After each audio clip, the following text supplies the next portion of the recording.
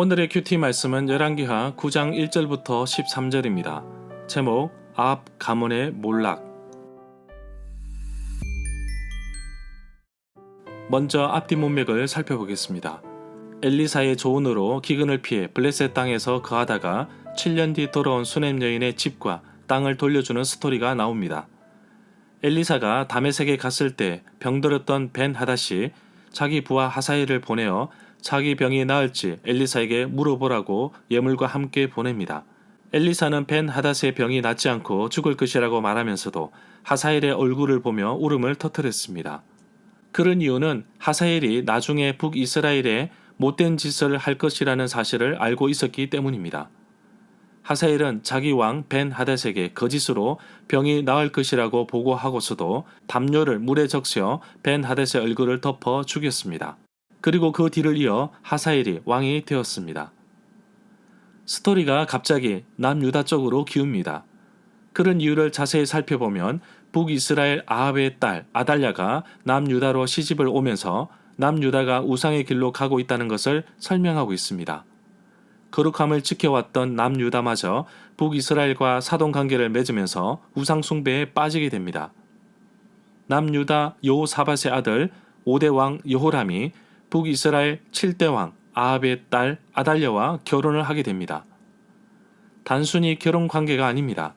솔로몬도 이방 여인과 정략 결혼을 하면서 나라의 안정을 찾았다고 하지만 이방 여인들이 가져온 우상들이 함께 이스라엘에 들어오게 된 것입니다. 아합의 딸 아달랴가 아합의 집안에 행하였던 것처럼 북이스라엘 왕들의 길을 따라갔습니다. 그러나 사무엘하 7장 11절부터 16절에서 다윗에게 그의 가문에 등불을 주시겠다고 약속하셨기 때문에 나라는 망하지 않았지만 주변 나라들이 독립하기 시작했습니다. 에돔이 유다를 배반합니다.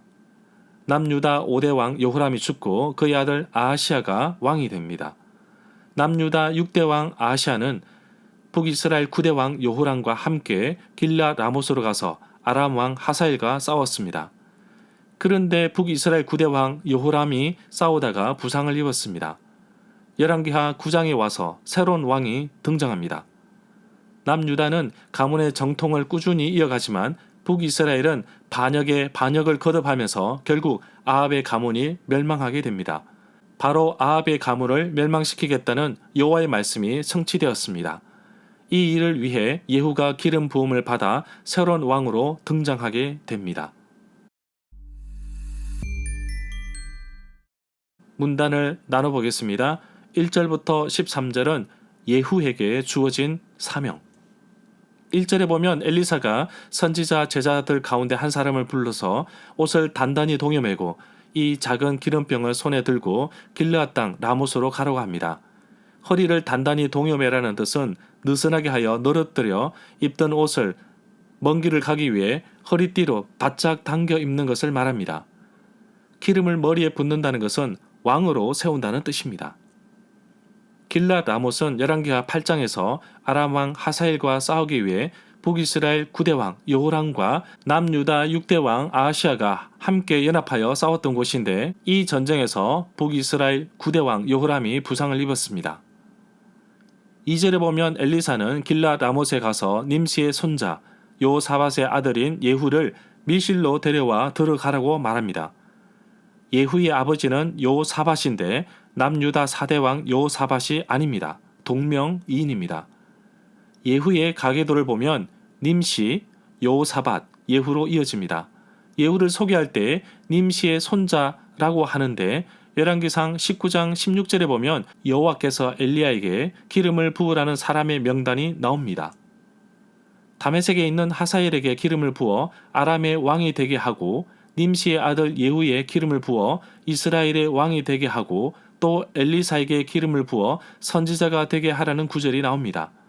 여기에서 열왕기상 19장 16절에서 님시의 아들 예후라는 구절이 나옵니다. 단순히 아들의 개념을 넘어 이스라엘 문화 속에서는 가문, 자손으로 해석이 됩니다. 결국 님시의 자손 예후라고 보시면 되겠습니다. 3절에 보면 엘리사는 선지자의 제자들 가운데 한 사람에게 기름병을 기울여 예후의 머리에 부으면서 여호와께서 당신을 이스라엘의 왕으로 세우셨다고 말씀하셨소 하고 말하라고 합니다. 그런 다음에 문을 열고 빨리 도망하되 머뭇거리지 말고 지체해서도 안 된다고 말합니다. 지금 북이스라엘 9대 왕 여호람이 아람 왕 하사엘과 싸우다가 부상을 입었습니다. 그리고 부상 치료를 위해 이스라엘로 갔고 문병을 위해 남유다 아하시아 왕도 왔습니다. 전쟁터는 길르앗 라못이기 때문에 그곳에 님시의 손자 예후가 있었습니다.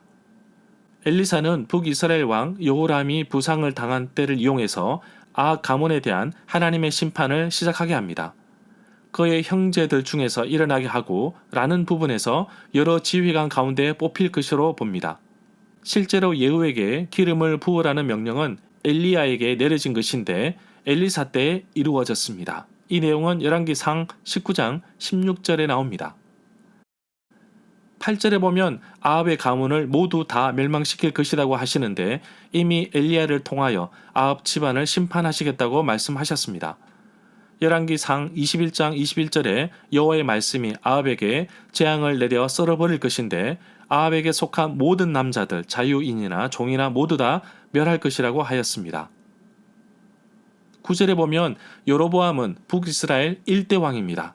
북이스라엘 왕들의 타락과 우상숭배의 기준이 되는 것은 바로 여로보암의 길로 갔는지 가지 않았는지를 말합니다.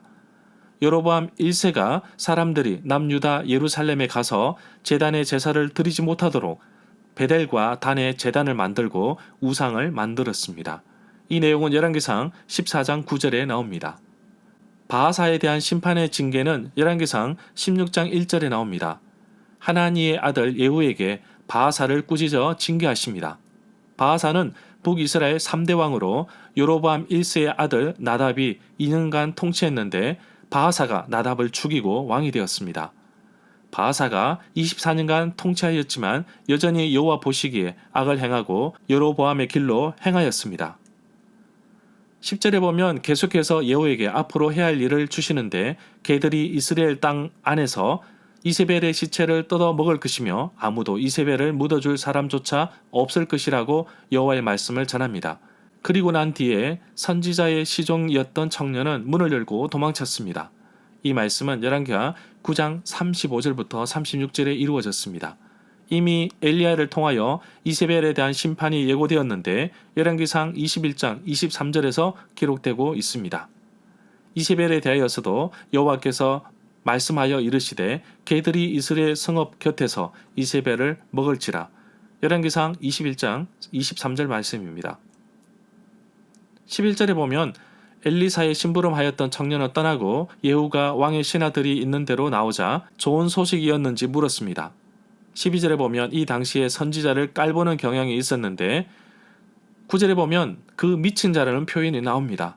예후는 자신에게 질문한 자에게 여호와께서 자기를 이스라엘의 왕으로 기름 부어 세웠다는 말을 들었다고 말합니다. 13절에 보면 예후와 함께 있던 자기 동료들의 호기심에 말려 지금까지 있었던 이야기, 자신에게 기름을 붓고 왕으로 세웠다는 것을 다 말해버립니다. 그러자 동료들은 곧바로 새로운 왕, 예후가 왕이다 라면서 새로운 왕을 세우게 됩니다. 이 상황을 두고 배반, 모반으로 보고 있습니다. 자기가 섬기는 왕 요람이 부상이지만 살아있고 정치적으로 배반한 사건이지만 하나님의 부름에 의해서 일어난 사건으로 봅니다. 절마다 상세한 설명과 구절 해석, 핵심 내용과 중심 줄거리는 네이버 블로그에 올려져 있습니다. 내게 주시는 교훈입니다. 이 세상은 영원하지 않습니다. 막강한 권력으로 북이스라엘을 죄악의 끝으로 몰아갔던 아합의 가문이 몰락하고 있습니다. 여호와의 심판을 받아 끝이 났습니다. 하나님은 반드시 심판하십니다. 하나님은 나의 행실과 나의 삶을 기억하셨다가 반드시 결산하시는 분이십니다. 안타까운 것은 오늘날 많은 그리스도인들이 하나님은 반드시 심판하시라는 것을 망각한 채 살아가고 있다는 것입니다. 그렇다고 심판만 하시는 하나님은 아니십니다. 내가 하나님 말씀대로 살려고 노력하고 애쓰는 것도 하나님은 다 알고 계십니다. 혹시 습관적으로 하나님 앞에서 죄를 짓거나 방치하고 있는 것은 없는지 살펴보기를 원합니다. 선지자의 제자 젊은 청년은 엘리사의 명령에 그대로 순종했습니다. 그러므로 인해 예후가 왕으로 세움을 입었습니다.